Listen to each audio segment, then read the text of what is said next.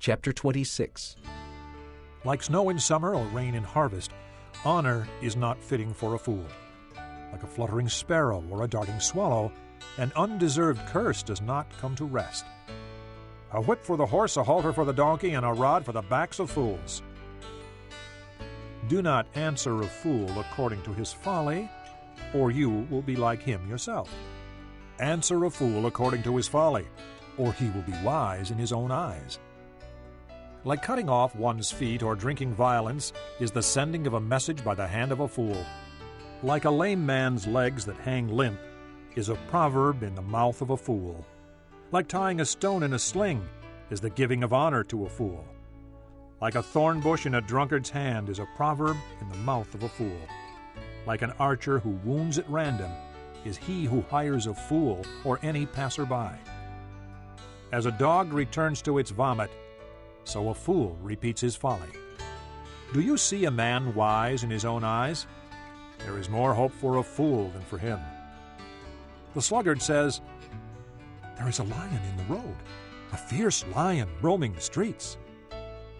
As a door turns on its hinges, so a sluggard turns on his bed. The sluggard buries his hand in the dish. He's too lazy to bring it back to his mouth. The sluggard is wiser in his own eyes than 7 men who answer discreetly. Like one who seizes a dog by the ears is a passerby who meddles in a quarrel not his own. Like a madman shooting firebrands or deadly arrows is a man who deceives his neighbor and says, "I was only joking." Without wood, a fire goes out. Without gossip, a quarrel dies down. As charcoal to embers and as wood to fire, so is a quarrelsome man for kindling strife. The words of a gossip are like choice morsels. They go down to a man's inmost parts. Like a coating of glaze over earthenware are fervent lips with an evil heart. A malicious man disguises himself with his lips, but in his heart he harbors deceit. Though his speech is charming, do not believe him, for 7 abominations fill his heart. His malice may be concealed by deception, but his wickedness will be exposed in the assembly. If a man digs a pit, he will fall into it.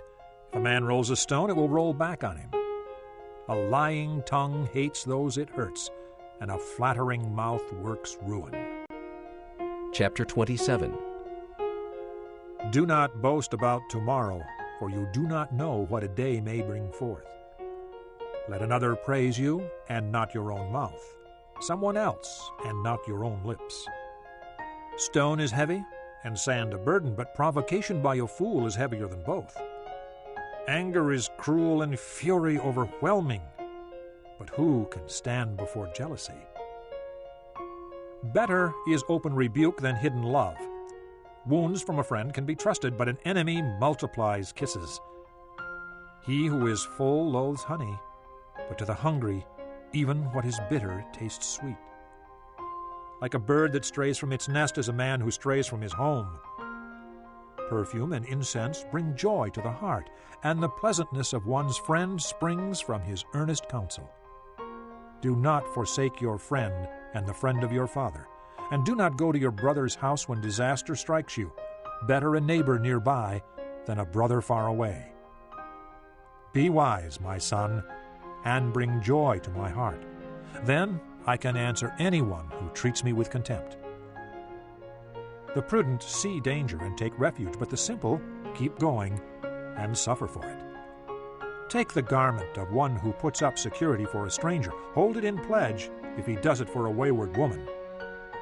If a man loudly blesses his neighbor early in the morning, it will be taken as a curse. A quarrelsome wife is like a constant dripping on a rainy day. Restraining her is like restraining the wind or grasping oil with the hand. As iron sharpens iron, so one man sharpens another. He who tends a fig tree will eat its fruit, and he who looks after his master will be honored. As water reflects a face, so a man's heart reflects the man. Death and destruction are never satisfied, and neither are the eyes of man. The crucible for silver, and the furnace for gold, but man is tested by the praise he receives. Though you grind a fool in a mortar, grinding him like grain with a pestle, you will not remove his folly from him. Be sure you know the condition of your flocks. Give careful attention to your herds, for riches do not endure forever, and a crown is not secure for all generations. When the hay is removed and new growth appears and the grass from the hills is gathered in, the lambs will provide you with clothing, and the goats with the price of a field. You will have plenty of goat's milk to feed you and your family, and to nourish your servant girls. Chapter 28. The wicked man flees, though no one pursues, but the righteous are as bold as a lion. When a country is rebellious, it has many rulers, but a man of understanding and knowledge maintains order. A ruler who oppresses the poor is like a driving rain that leaves no crops. Those who forsake the law praise the wicked, but those who keep the law resist them. Evil men do not understand justice, but those who seek the Lord understand it fully. Better a poor man whose walk is blameless than a rich man whose ways are perverse. He who keeps the law is a discerning son, but a companion of gluttons disgraces his father. He who increases his wealth by exorbitant interest amasses it for another who will be kind to the poor. If anyone turns a deaf ear to the law, even his prayers are detestable. He who leads the upright along an evil path will fall into his own trap, but the blameless will receive a good inheritance. A rich man may be wise in his own eyes, but a poor man who has discernment sees through him. When the righteous triumph, there is great elation. But when the wicked rise to power, men go into hiding. He who conceals his sins does not prosper, but whoever confesses and renounces them finds mercy. Blessed is the man who always fears the Lord, but he who hardens his heart falls into trouble. Like a roaring lion or a charging bear is a wicked man ruling over a helpless people. A tyrannical ruler lacks judgment, but he who hates ill-gotten gain will enjoy a long life. A man tormented by the guilt of murder will be a fugitive till death. Let no one support him. He whose walk is blameless is kept safe, but he whose ways are perverse will suddenly fall. He who works his land will have abundant food, but the one who chases fantasies will have his fill of poverty. A faithful man will be richly blessed, but one eager to get rich will not go unpunished. To show partiality is not good, yet a man will do wrong for a piece of bread. A stingy man is eager to get rich and is unaware that poverty awaits him. He who rebukes a man will in the end gain more favor than he who has a flattering tongue. He who robs his father or mother and says, "It's not wrong," he is partner to him who destroys. A greedy man stirs up dissension, but he who trusts in the Lord will prosper. He who trusts in himself is a fool, but he who walks in wisdom is kept safe. He who gives to the poor will lack nothing, but he who closes his eyes to them receives many curses. When the wicked rise to power, people go into hiding, but when the wicked perish, the righteous thrive. Chapter 29. Whoever remains stiff-necked after many rebukes will suddenly be destroyed without remedy. When the righteous thrive, the people rejoice. When the wicked rule, the people groan. A man who loves wisdom brings joy to his father, but a companion of prostitutes squanders his wealth. By justice a king gives a country stability, but those who are greedy for bribes tear it down. Those who flatter their neighbors are spreading nets for their feet. Evildoers are snared by their own sin, but the righteous shout for joy and are glad. The righteous care about justice for the poor, but the wicked have no such concern. Mockers stir up a city, but the wise turn away anger. If a wise person goes to court with a fool, the fool rages and scoffs, and there is no peace. The bloodthirsty hate a person of integrity and seek to kill the upright. Fools give full vent to their rage, but the wise bring calm in the end. If a ruler listens to lies, all his officials become wicked. The poor and the oppressor have this in common: the Lord gives sight to the eyes of both. If a king judges the poor with fairness, his throne will be established forever. A rod and a reprimand impart wisdom, but a child left undisciplined disgraces its mother. When the wicked thrive, so does sin, but the righteous will see their downfall. Discipline your children, and they will give you peace. They will bring you the delights you desire. Where there is no revelation, people cast off restraint, but blessed is the one who heeds wisdom's instruction. Servants cannot be corrected by mere words. Though they understand, they will not respond. Do you see someone who speaks in haste? There is more hope for a fool than for them. A servant pampered from youth will turn out to be insolent. An angry person stirs up conflict, and a hot-tempered person commits many sins. Pride brings a person low, but the lowly in spirit gain honor. The accomplices of thieves are their own enemies. They are put under oath and dare not testify. Fear of man will prove to be a snare, but whoever trusts in the Lord is kept safe. Many seek an audience with a ruler, but it is from the Lord that one gets justice. The righteous detest the dishonest, the wicked detest the upright. Ecclesiastes, chapter 1. The words of the teacher, son of David, king in Jerusalem. Meaningless, meaningless, says the teacher, utterly meaningless. Everything is meaningless. What does man gain from all his labor at which he toils under the sun? Generations come and generations go, but the earth remains forever. The sun rises and the sun sets, and hurries back to where it rises. The wind blows to the south and turns to the north. Round and round it goes, ever returning on its course. All streams flow into the sea, yet the sea is never full. To the place the streams come from, there they return again. All things are wearisome, more than one can say. The eye never has enough of seeing, nor the ear its fill of hearing. What has been will be again. What has been done will be done again. There is nothing new under the sun. Is there anything of which one can say, "Look, this is something new"?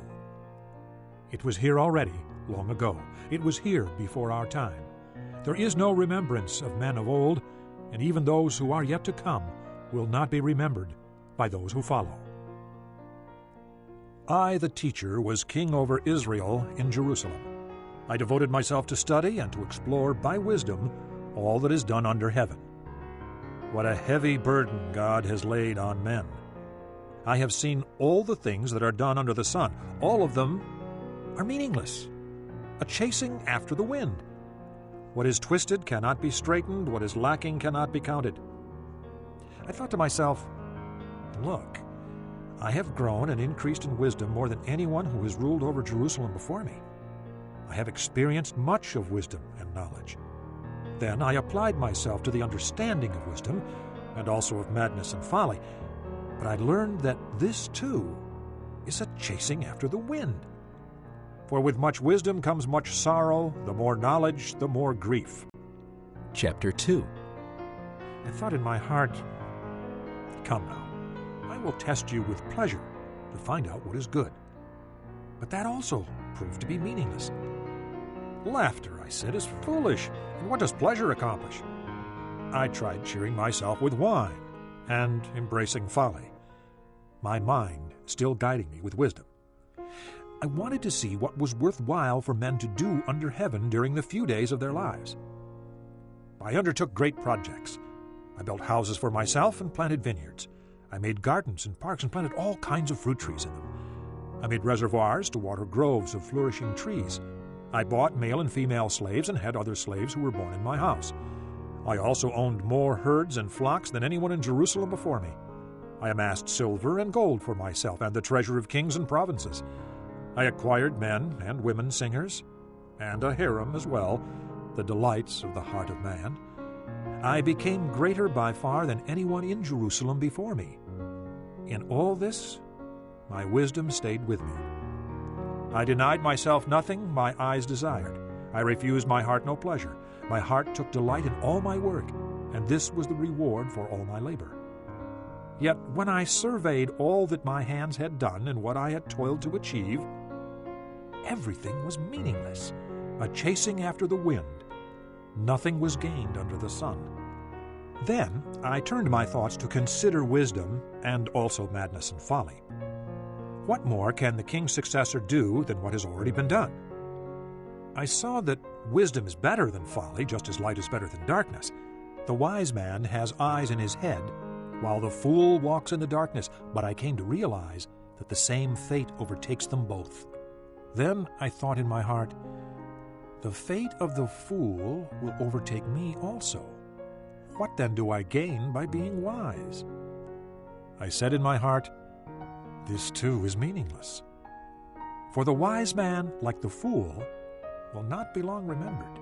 In days to come both will be forgotten. Like the fool, the wise man too must die.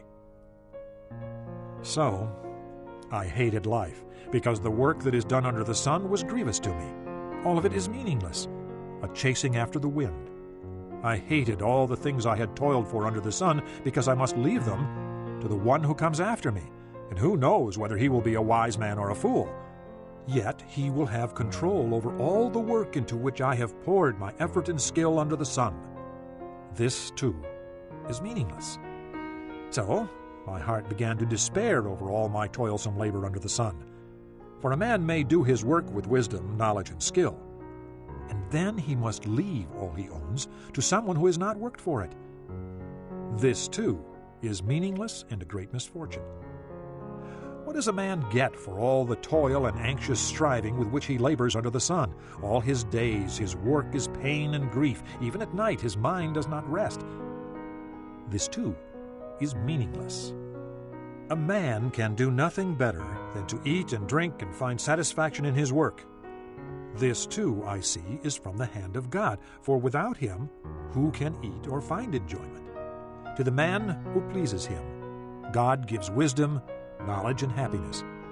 But to the sinner, he gives the task of gathering and storing up wealth to hand it over to the one who pleases God. This, too, is meaningless, a chasing after the wind. Chapter 3. There is a time for everything, and a season for every activity under heaven. A time to be born and a time to die. A time to plant and a time to uproot. A time to kill and a time to heal. A time to tear down and a time to build. A time to weep and a time to laugh. A time to mourn and a time to dance. A time to scatter stones and a time to gather them. A time to embrace and a time to refrain. A time to search and a time to give up. A time to keep and a time to throw away. A time to tear and a time to mend. A time to be silent and a time to speak. A time to love and a time to hate. A time for war and a time for peace.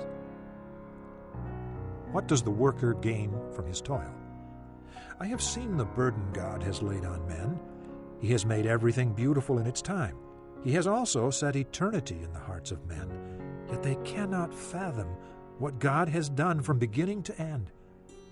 I know that there is nothing better for men than to be happy and do good while they live.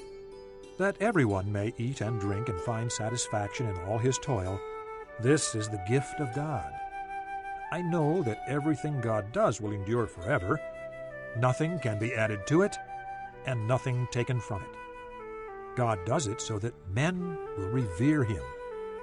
Whatever is has already been, and what will be has been before, and God will call the past to account. And I saw something else under the sun. In the place of judgment, wickedness was there. In the place of justice, wickedness was there. I thought in my heart, God will bring to judgment both the righteous and the wicked, for there will be a time for every activity, a time for every deed. I also thought, as for men, God tests them so that they may see that they are like the animals. Man's fate is like that of the animals. The same fate awaits them both. As one dies, so dies the other. All have the same breath. Man has no advantage over the animal. Everything is meaningless. All go to the same place. All come from dust, and to dust all return. Who knows if the spirit of man rises upward, and if the spirit of the animal goes down into the earth? So I saw that there is nothing better for a man than to enjoy his work, because that is his lot. For who can bring him to see what will happen after him? Chapter 4. Again, I looked and saw all the oppression that was taking place under the sun. I saw the tears of the oppressed, and they have no comforter. Power was on the side of their oppressors, and they have no comforter. And I declared that the dead, who had already died, are happier than the living, who are still alive. But better than both is he who has not yet been, who has not seen the evil that is done under the sun. And I saw that all labor and all achievement spring from man's envy of his neighbor. This too is meaningless, a chasing after the wind. The fool folds his hands and ruins himself. Better one handful with tranquility than 2 handfuls with toil and chasing after the wind. Again, I saw something meaningless under the sun. There was a man all alone. He had neither son nor brother. There was no end to his toil, yet his eyes were not content with his wealth. For whom am I toiling?